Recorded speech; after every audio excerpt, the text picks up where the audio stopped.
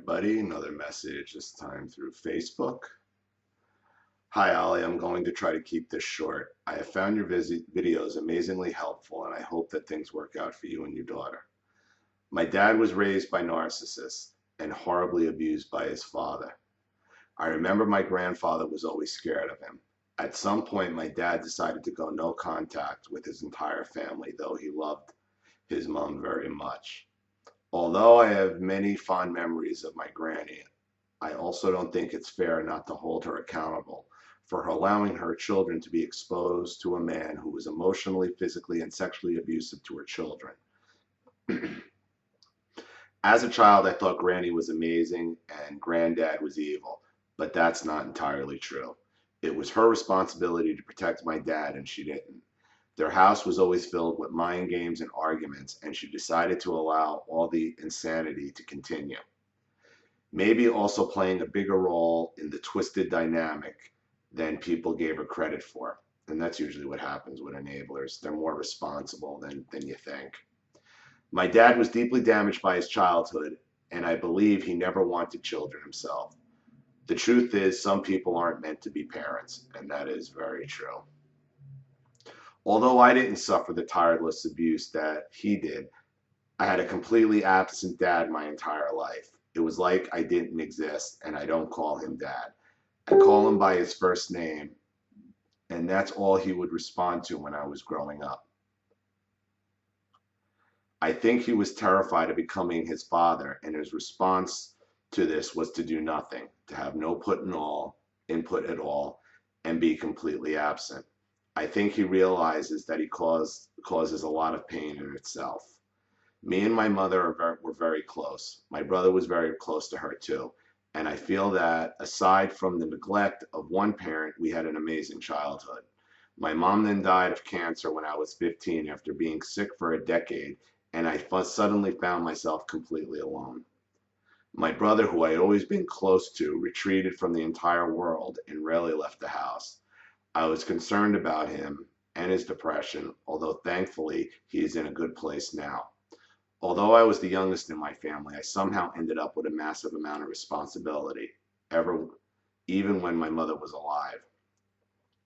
My dad reacted like her death should have no effect on me or my brother, that he was the only one in pain.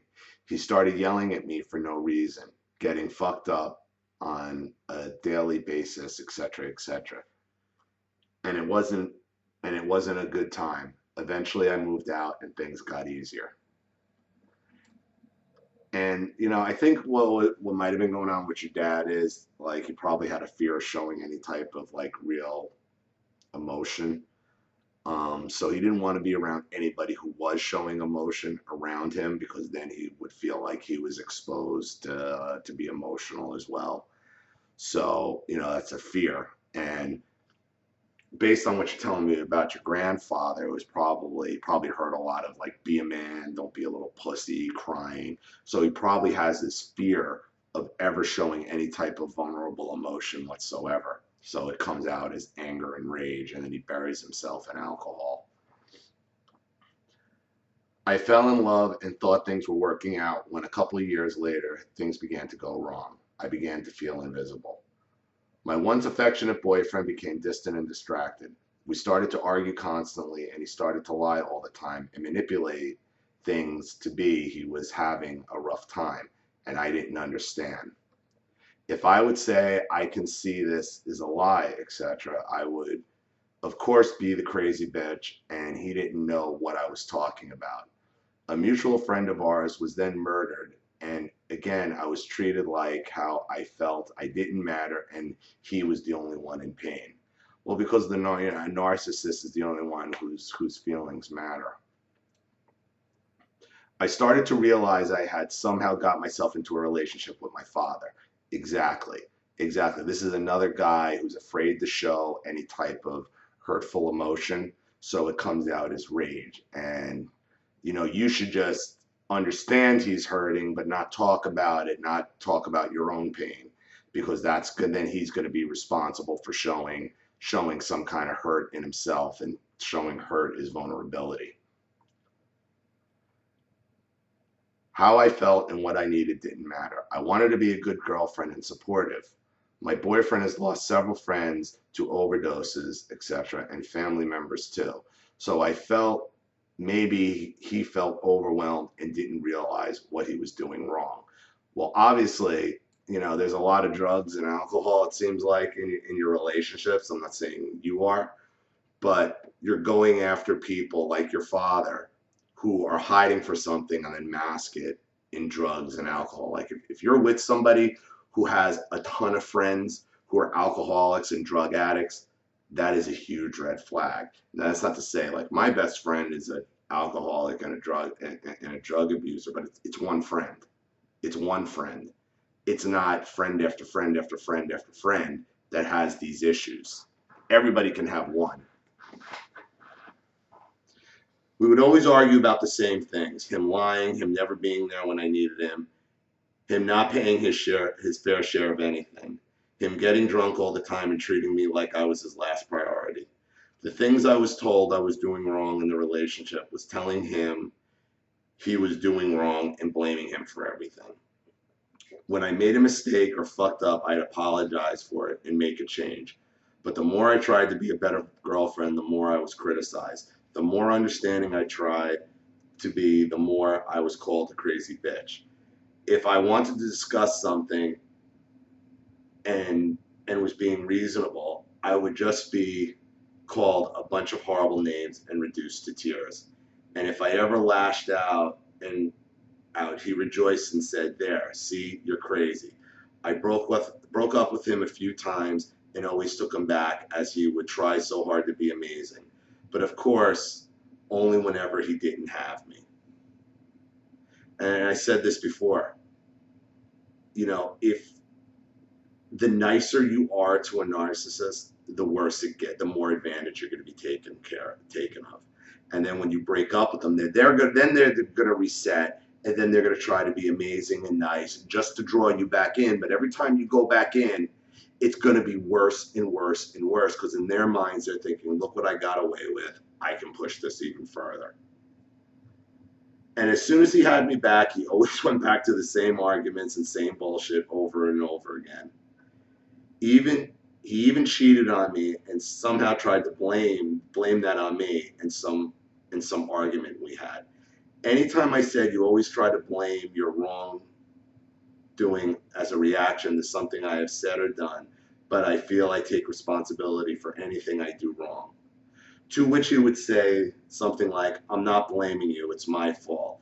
But if you had just done such and such a thing, I wouldn't have done that, etc., etc.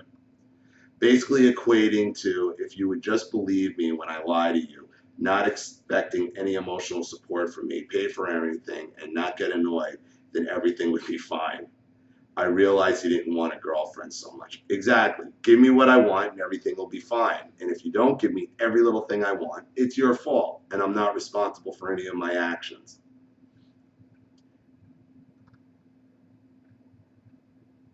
I realized he didn't want a girlfriend so much as he wanted some kind of servant, getting everything he wanted and giving very little in return. I broke up with him after a few weeks of not hearing from him, and then he showed up asking me to help him write a letter to his boss to appeal his dismissal. Halfway through us talking, he left for a party, leaving me with this letter to write, to which I said, fuck this. His friend then died of an overdose, and I went to his house soon as I heard, and he started yelling at me for no reason. A few months later, his brother committed suicide. Me and my boyfriend had lived together for 2 years until I decided to move out, as I couldn't afford to pay his share of the bills as well as my own. Couldn't deal with the constant arguments, which never seemed to resolve anything, and I began to get sick in 2010. But it was never allowed to rest, as he always invited people to party at our house. Anyway, he moved in with his brother after that, and again didn't pay any bills, buy food, or clean up. I believe my ex-boyfriend was also raised by Narcissist, clearly. And he's just a child. He's just a giant fucking child who wants everything taken care of. But he wants to party. His mom married his stepdad after knowing him for less than 6 months and while he was living in a rehab center. You got too many people with drugs in your life. You need to get anybody who has a drug problem talks about it. This is a major red flag because this is what's drawing you in. Not the drugs itself, but that personality that is addicted to drugs and alcoholism. They then moved from Ireland to South Africa. His mom was physically abusive, as was his stepdad. When I met his stepdad for the first time, I truly felt I was in the presence of a monster. He is an acidic and toxic person. For a while, I felt he was a bad person and my ex's mom was some kind of victim.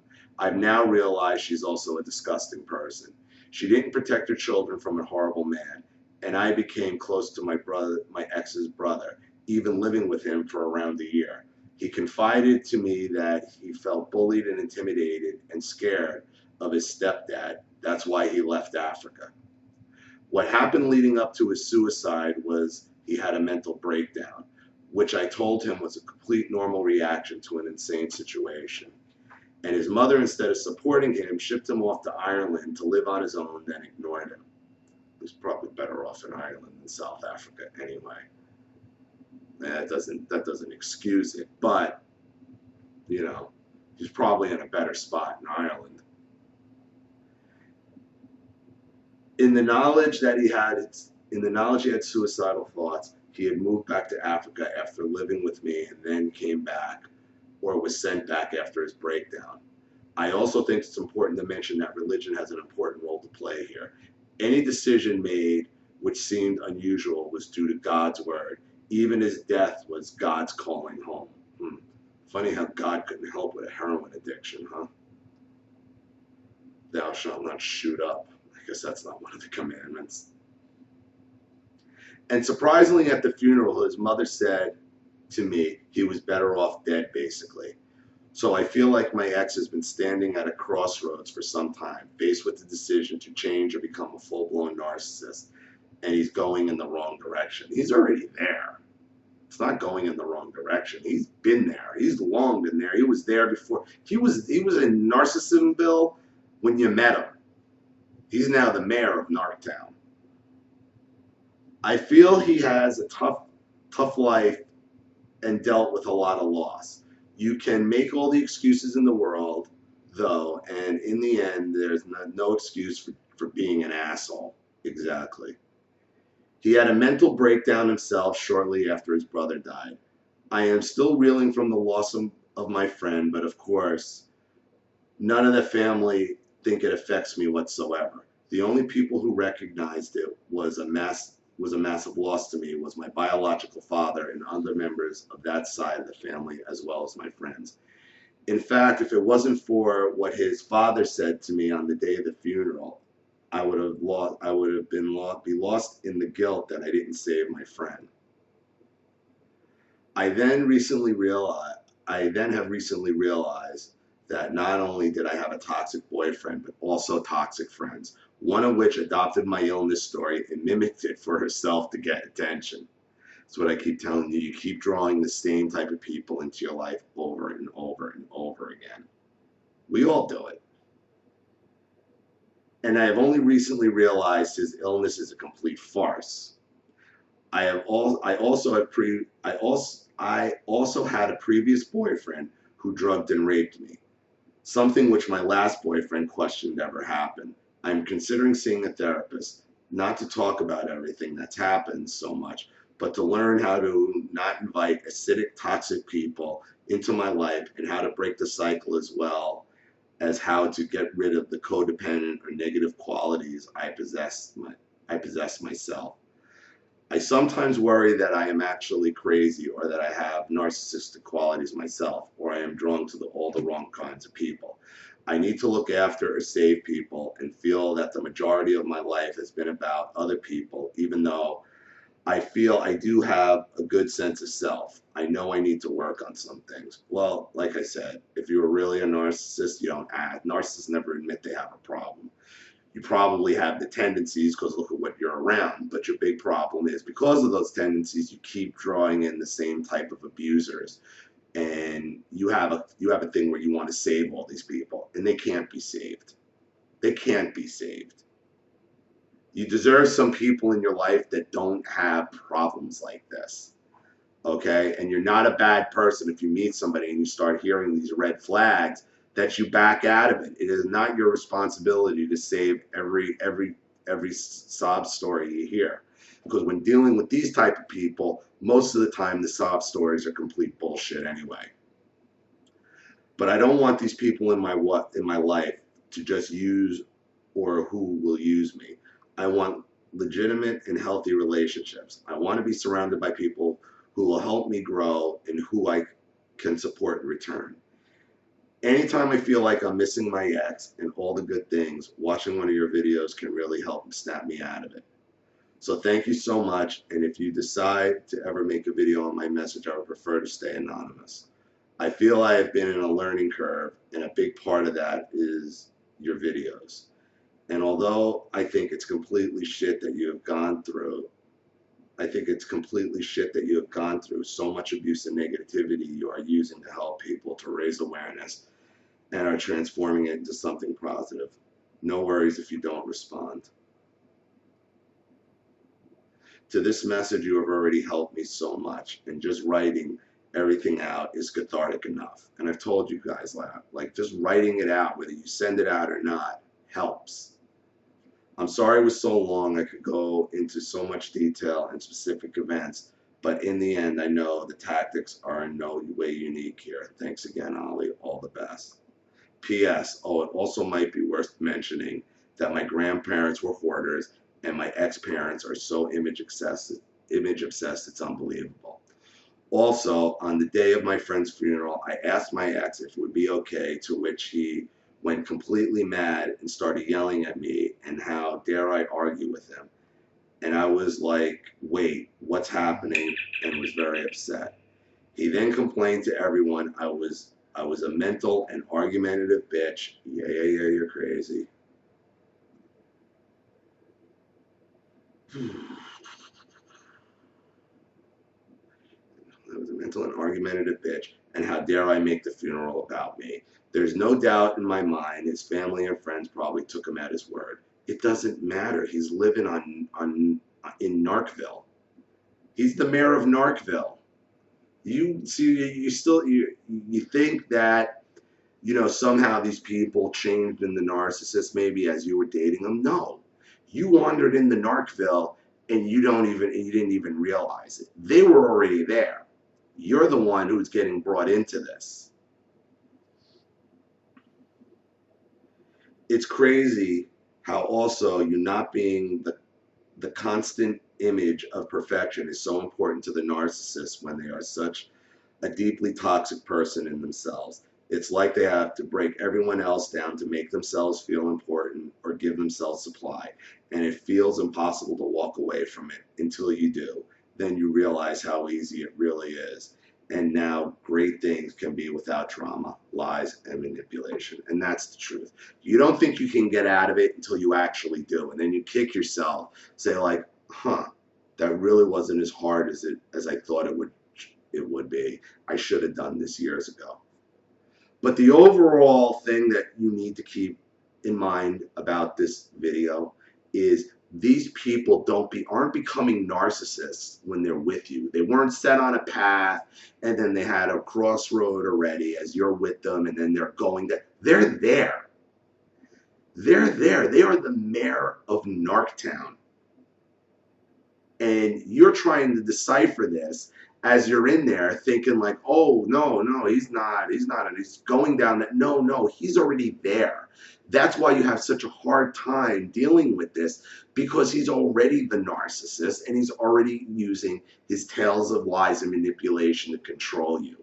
That's why it's so confusing. So don't kick yourself and say, oh, maybe if I did this, maybe I did that, I could have saved him. You weren't saving him. He was already there before you met him. You just happened to take a wrong turn and wander into the town of Narcissist, which he is the mayor of. So I hope that helped. Thank you for your message. I really appreciate it. It was very well thought out.